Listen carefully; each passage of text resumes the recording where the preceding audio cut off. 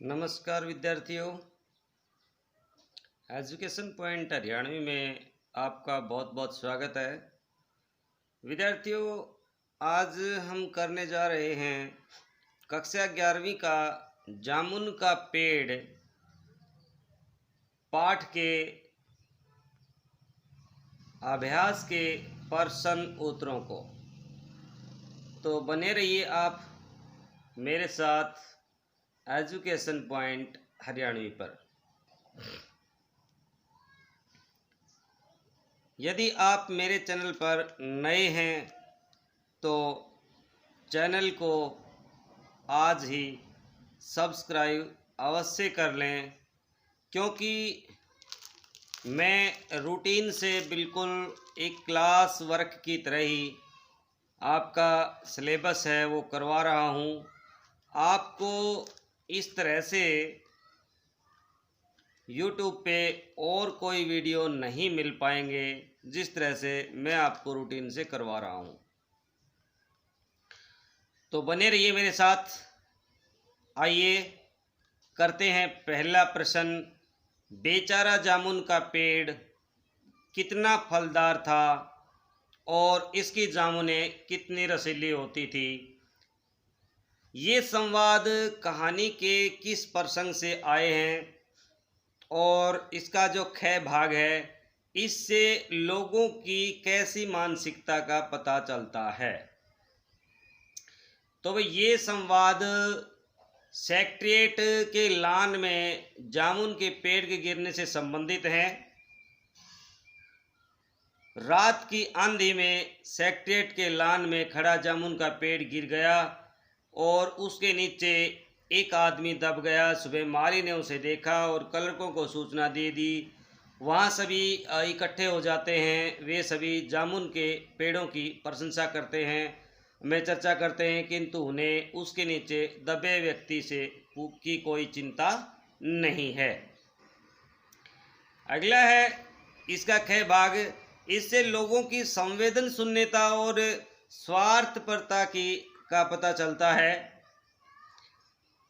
सरकारी अमले को जामुन के पेड़ से लाभ मिलता है, अतः वे इसके गुण गाते हैं तथा उसके गिरने का दुख व्यक्त कर रहे हैं। उन्हें दबे हुए जिंदा आदमी की पीड़ा से कुछ भी लेना देना नहीं है। अगला प्रश्न है, दबा हुआ आदमी एक कवि है, यह बात कैसे पता चली और इससे जानकारी का फाइल की यात्रा पर क्या असर पड़ा। जब रात को माली ने दबे हुए आदमी के मुंह में खिचड़ी डाली तो उसे यह भी बताया कि तुम्हारे लिए सेक्रेटरियों की मीटिंग होगी और मामला शीघ्र ही निपटा लिया जाएगा।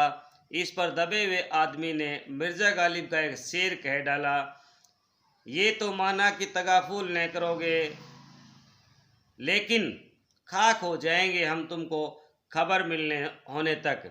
यह सुनकर के माली ने पूछा, क्या तुम शायर हो। दबे हुए आदमी ने कहा, हाँ। तो माली ने चपरासी को, चपरासी ने कलरक को, कलरक ने हेड कलरक को बताया और पूरे विभाग में यह सूचना फैल गई।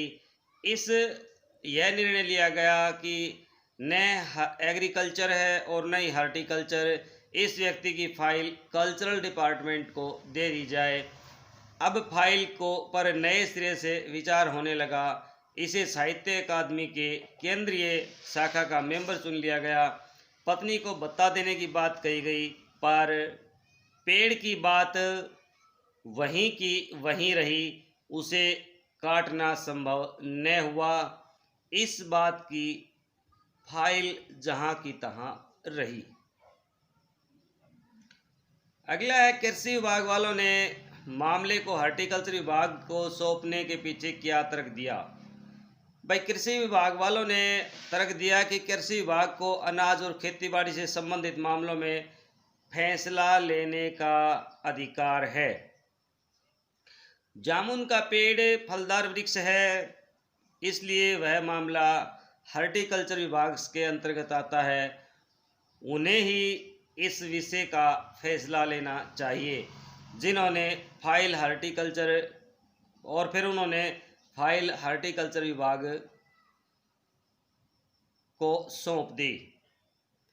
इस प्रकार प्रशासनिक भाषा की बात कर उन्होंने भी अपना पल्ला झाड़ लिया और दबे हुए आदमी के प्रति मानवीय संवेदना तो दूर तक न थी, कार्यालयों की कार्य प्रणाली का यथार्थ चित्रण किया गया है।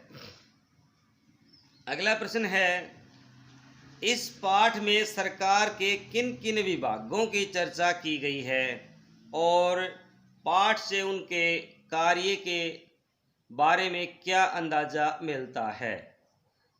इस पाठ में अनेक सरकारी कार्यालयों के नामों का उल्लेख किया गया है, जिनमें से प्रथम है सेक्रेटेरिएट जो सरकारी सचिवालय हैं, दूसरा हार्टिकल्चर विभाग जो उद्यानों की व्यवस्था करता है, देखता है, बाग बगीचे लगाता है, एग्रीकल्चर डिपार्टमेंट जो कृषि विभाग होने के नाते फसल और पैदावार आदि की व्यवस्था देखता है, पुलिस विभाग कानून व्यवस्था देखने का दावा करता है, मेडिकल डिपार्टमेंट जो रोगियों और बीमारियों का इलाज करता है और कल्चरल डिपार्टमेंट जो सांस्कृतिक मामलों से संबंध रखता है।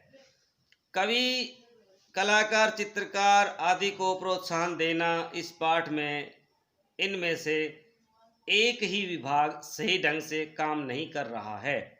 सभी विभाग औपचारिकताओं में पड़ गए हैं, वे संवेदन शून्य होकर के रह गए। उन्हें किसी मनुष्य के मरने जीने का भी इतना ध्यान नहीं है जितना ध्यान उन्हें औपचारिकताएं निभाने का है। तो ये अभ्यास के प्रश्न थे। आइए देखते हैं कुछ अन्य महत्वपूर्ण प्रश्न। पाठ का शीर्षक है जामुन का पेड़। सर्वाधिक महत्वपूर्ण दबे हुए आदमी की उपेक्षा करता है। इस कथन के पक्ष अथवा विपक्ष में तर्क दीजिए। यह पाठ एक हास्य व्यंग्य कथा है। इसमें सरकारी कार्यालयों की त्रुटिपूर्ण कार्य प्रणाली पर जोर दिया गया है, उनकी लचर व्यवस्था पर करारी चोट की गई है जो कहीं कहीं अतिशयोक्तिपूर्ण हो गई है। इस प्रकार के वर्णन में सारी कथा अंधड़ में गिरे पेड़ पर निर्भर करती है। पेड़ के नीचे दबा आदमी तो सभी विभागों और अधिकारियों के लिए महत्वहीन है, तभी पेड़ के कारण विदेशी संबंध बिगाड़ने और आदमी को काटने की बात कही गई है।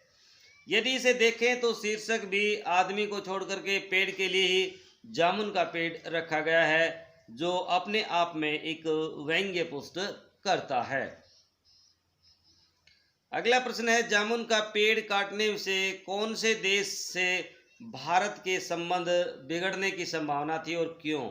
भाई, जामुन का पेड़ काटने से पिटोनिया राज्य से हमारे संबंध सदा के लिए बिगड़ जाने की संभावना थी। कारण यह था कि इस पेड़ को 10 साल पहले पिटोनिया राज्य के प्रधानमंत्री ने स्वयं सेक्रेटेरिएट में लगाया था, लान में अपने हाथों से लगाया था। अतः आदमी की जान का क्या है, एक देश के साथ बने हुए संबंधों को बिगाड़ना अनुचित है, इसलिए पेड़ को काटने की बात वहीं रोक दी गई। अगला प्रश्न है, जामुन का पेड़ पाठ का व्यंग्य स्पष्ट कीजिए। जामुन का पेड़ पाठ में कार्यालयीय तौर तरीके में पाए जाने वाले विस्तार की सार्थकता और पदों की क्रम संख्या की हास्यास्पद दशा पर करारी चोट की गई है। मानवीय संवेदनाओं की कितनी उपेक्षा की जाती है, इस बात पर भी व्यंग्य किया गया है। एक मामूली सी बात के लिए सरकारी दफ्तरों में कई दिन लग जाते हैं। आरोप प्रत्यारोप, जिम्मेदारी से पलायन और काम के प्रति उदासीनता के चलते एक व्यक्ति की जान चली गई, तब कहीं जाकर उनकी फाइलों का काम खत्म हो पाया। यदि पहले ही निर्णय कर लिया होता तो बेचारा दबा हुआ आदमी बच जाता, लेकिन सरकारी दफ्तरों की लचर नीति ने उसकी जान ले ली। अगला प्रश्न है, इस पाठ में आए किन्हीं दो करुणापूर्ण दृश्यों को अपने शब्दों में उल्लेख कीजिए। पूरे पाठ में माली एक ऐसा पात्र है जो मानवीय संवेदनाओं के आधार पर दबे हुए आदमी के साथ सदैव बना रहता है। उसे निकालने के लिए सबसे निवेदन करता है, रात को उसके लिए मुंह में दाल चावल या खिचड़ी डालता है। जब वह दबे हुए आदमी के मुंह में भोजन डालता है तो पाठक के मन में करुणा का भाव आता है। दूसरा, पाठ का अंतिम दृश्य, जब प्रधानमंत्री ने स्वयं सारी जिम्मेदारी अपने सिर पर लेकर के पेड़ को काटने का हुक्म दिया। फाइल पूर्ण हो गई के साथ दृश्य आया, दबे हुए आदमी का जीवन पूरा हो गया है, उसकी सांसें रुक गई हैं, शरीर ठंडा पड़ गया है, उसके मुंह में चींटियों की एक कतार आ जा रही है। इसे देख करके पाठक का हृदय करुणा से भर जाता है। अगला प्रश्न है, सरकारी दफ्तरों में औपचारिकताओं की उलझन में मनुष्य के जीवन से भी बड़ी है, सिद्ध कीजिए। पाठ के आधार पर यह कथन पूर्णतः सत्य है। भाई, एक सामान्य सी घटना थी कि पेड़ के नीचे एक आदमी दबा है तो किसी भी तरह से निकाल देना चाहिए। पेड़ सरकारी दफ्तर के लान में गिरा था, इसलिए यह घटना भी सरकारी हो गई। कुछ लोग मिलकर जब उसे उठाने वाले थे तो सुपरिटेंडेंट ने आकर के उन्हें रोक दिया और deputy secretary, joint secretary, under secretary, chief secretary, minister और न जाने कौन कौन से इस समस्या में कूद पड़े। अनेक विभागों में फाइल चलने लगी। उद्यान विभाग, वन विभाग, व्यापार, कृषि विभाग में समस्या ऐसी उलझ गई कि विदेश मंत्रालय भी बीच में आ गया। कल्चरल विभाग, मेडिकल विभाग का के कारण और उल्टी सीधी बातें चलती रही, पर आदमी वहीं दबा रहा। जब फाइल पूरी हो पाई, जब तक फाइल पूरी हो पाई, मौत से संघर्ष कर रहे आदमी की जिंदगी भी पूरी हो गई।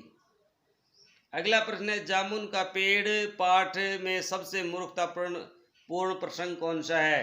भाई, यूँ तो सारी प्रतिक्रिया ही व्यंग्य के साथ साथ हास्यास्पद है, परंतु जिस समय एक मनचला आदमी यह सुझाव देता है कि पेड़ नहीं काटा जा सकता तो आदमी को काट लिया जाए, आधा आधा शरीर दोनों तरफ निकाल लिया जाए, प्लास्टिक सर्जरी करवा ली जाए, मेडिकल विभाग का यह कार्य सौंप दिया जाए और उन्होंने दबे हुए आदमी के रक्तचाप और धड़कन आदि की जांच के बाद यह रिपोर्ट भेजी कि सर्वाधिक हास्यास्पद बात है कि उस रिपोर्ट में कहा गया कि इस आदमी की सर्जरी हो जाएगी और सफल भी रहेगी, पर यह आदमी मर जाएगा। यही प्रसंग मूर्खतापूर्ण जो है, मूर्खता की चरम सीमा पर है। पेड़ की बजाय आदमी को काटने की सलाह पर अपने विचार व्यक्त करें, इसको छोड़ दीजिए भाई। तो विद्यार्थियों, ये हमने देखे जामुन का पेड़ पाठ के जो प्रश्न हैं, इनको आप अपनी कॉपी में राइट डाउन कर लेंगे और एक एक करके याद भी करेंगे। तो तब तक बने रहिए आप मेरे साथ एजुकेशन पॉइंट हरियाणवी में। हम मिलते हैं अगले अध्याय के साथ अगले वीडियो में। तब तक के लिए जय हिंद, जय भारत।